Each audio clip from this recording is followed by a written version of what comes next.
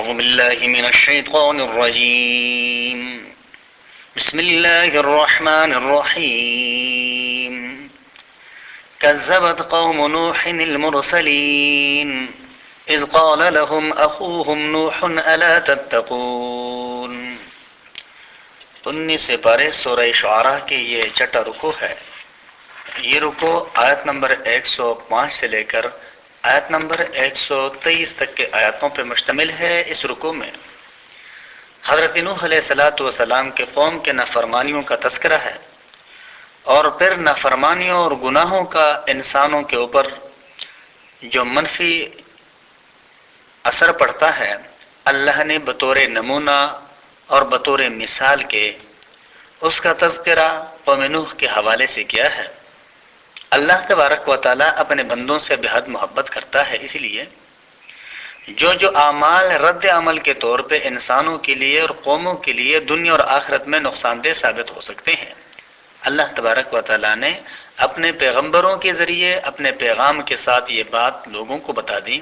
کہ بھئی یہ کام ان کے لیے ممنوع قرار دیا گئے ہیں، اور یہ اس وجہ سے نہیں کہ ان کاموں کے کرنے سے اللہ کا نقصان ہوتا ہے، بلکہ اس وجہ سے کہ ان اعمال کا جو رد عمل ہے وہ ان کے لیے نقصان دہ ہے۔ جو قومیں اور جو لوگ نہیں مانے وہ بالآخر اپنے ان برائیوں کے انجام بد سے ہمکنار ہو گئے، اس لیے کہ اللہ نے بتایا تھا، سمجھایا تھا اور مثالوں کے ذریعے دکھایا تھا کہ بھئی برائیوں کا انجام برا ہی ہوتا ہے، لیکن انہوں نے سمجھانے والوں کو جھٹلا دیا۔ اللہ تبارک و تعالیٰ کا ارشاد ہے، کذبت جھٹلایا قوم نوح المرسلین، نوح علیہ السلام کے قوم نے پیغام لانے والوں کو۔ اب نوح علیہ السلام کے قوم نے تو ایک ہی حضرت نوح کو جھٹلایا تھا، لیکن یہاں اللہ کا ارشاد ہے کہ قوم نوح نے پیغام لانے والوں، مرسلین رسولوں کی جمع ہے، رسولوں کو جھٹلایا۔ تو مفسرین نے یہ وضاحت کی ہے کہ ایک رسول کو جھٹلانا گویا سارے رسولوں کو جھٹلانے کے مترادف ہے، اس لیے کہ رسول تو رسول ہوتا ہے، ایک بھی رسول ہوتے ہیں اور ہزار بھی رسول ہوتے ہیں، رسول میں کوئی تفریق نہیں ہے، ایک بھی اللہ کی طرف سے ہے اور ایک سے زیادہ بھی اللہ کی طرف سے ہے، لہذا اللہ کے ایک بھیجے ہوئے کو جھٹلانا اور اللہ کے بہت ساروں بھیجے ہوئوں کو جھٹلانا اللہ کے نظر میں یہ سارے کے سارے یکساں ہے۔ تو اسی لیے کسی ایک پیغمبر کے انکار کو سارے پیغمبروں کے انکار کے مترادف قرار دیا گیا ہے۔ اللہ تبارک و تعالیٰ کا ارشاد ہے،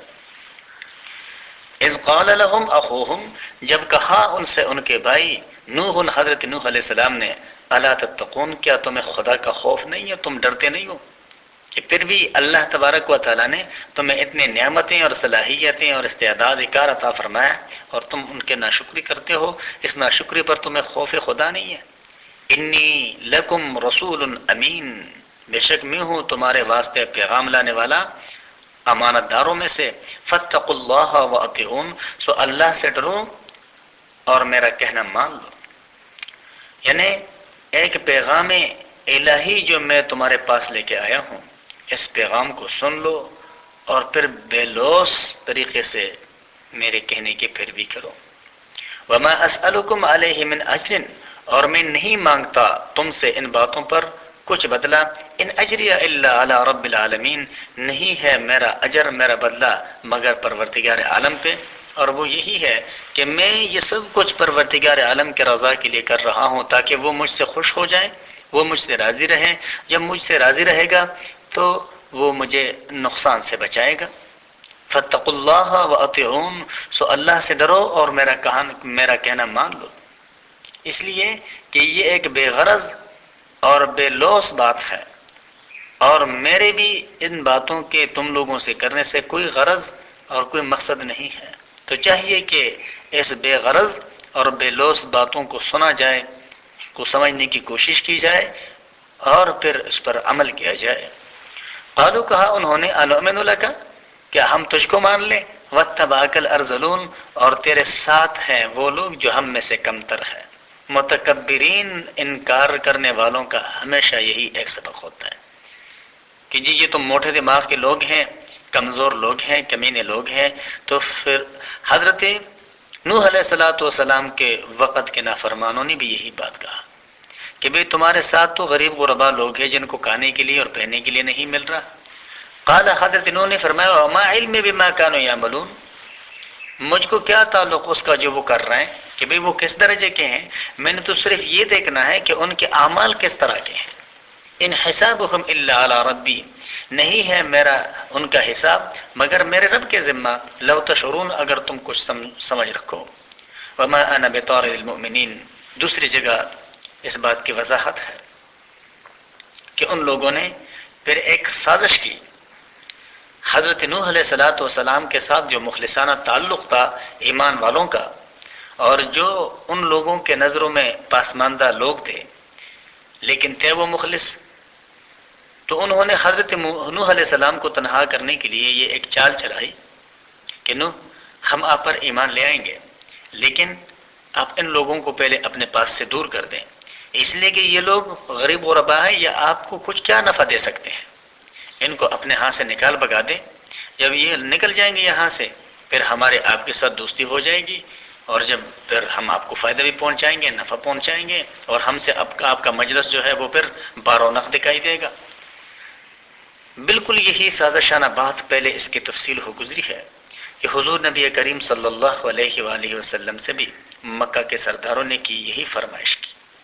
کہ یہ دور دراز سے دیہات سے آئے ہوئے لوگ آپ کے مجلس میں بیٹھے رہتے ہیں، جن میں سے اکثر تو وہ ہے کہ جو ہمارے آزاد کردہ غلام ہیں، ہم ان کے ساتھ بیٹھنا اپنا توہین سمجھتے ہیں، آپ ان کو اپنے ہاں سے نکال دیجئے، پھر ہم آپ کے پاس بیٹھیں گے اور آپ کے باتوں کو سنیں گے اور ایمان بھی لائیں گے۔ تو مقصد ان کا یہ تھا کہ جب یہ پیغمبر ان لوگوں کو اپنے ہاتھ سے ہنکا دیں گے، نکال باہر کر دیں گے، تو ان کے دلوں میں اس پیغمبر کے پیغام کے بارے میں شک پیدا ہو جائے گا کہ بھئی اللہ کے نظر میں تو انسان انسان ہے، اللہ کے نظر میں کوئی یہ نہیں ہے کہ بادشاہ ہے یا غریب ہے، اللہ کے نظر میں تو یہ ہے کہ یہ میرا مخلوق ہے، اشرف المخلوقات ہے،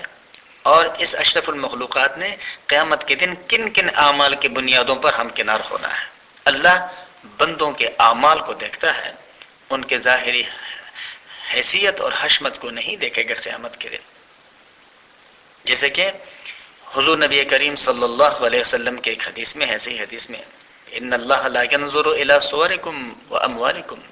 ولكن ينظر الى قلوبکم واعمالکم، کہ اللہ تبارک و تعالیٰ تمہارے ظاہری صورتوں اور تمہارے مالوں کو نہیں دیکھتا، بلکہ وہ تو تمہارے اعمال اور تمہارے دلوں کو دیکھتا ہے کہ تم اپنے دلوں میں اللہ تبارک و تعالیٰ کے کتنے عظمت کو رکھتے ہو، اور تمہارے اعمال سے کس درجے تک اللہ کے حکم اور اللہ کے رسول کے طریقے جھلک رہے ہیں، اسی کی بنیاد پر، اس لیے کہ ظاہری اعمال ہی موافق یا مخالف ہونے کی دلیل ہوتی ہے۔ انسان جو کچھ کر رہا ہے یا پھر وہ موافق ہوگا یا پھر وہ مخالفانہ ہوگا، تو اللہ تبارک و تعالیٰ تو اعمال کی بنیاد پر بندوں کا فیصلہ کریں گے۔ تو وقت کے پیغمبروں نے، حضور نبی کریم صلی اللہ علیہ وسلم نے بھی یہی بات کہی، اور حضرت نوح علیہ السلام نے بھی یہی بات کہی کہ بھئی یہ لوگ ایک سازش کرنا چاہتے ہیں کہ یہ مخلص لوگ جب آپ کے ہاں سے نکال لیے جائیں گے، ان کے دلوں میں بھی کدورت پیدا ہو جائے گی، پھر آپ ان کے طرف سے بھی تنہا ہو جائیں گے اور یہ بھی ایمان نہیں لائیں گے، اس طریقے سے ان کے لیے آپ کو قابو کرنا آسان ہو جائے گا۔ ہمیشہ سے کفار کا اور ہمیشہ سے منافقین کا یہی طرز اور رویہ رہا ہے مسلمانوں کے ساتھ کہ وہ ان میں سے جو طاقتور مسلمان ہوتے ہیں ان سے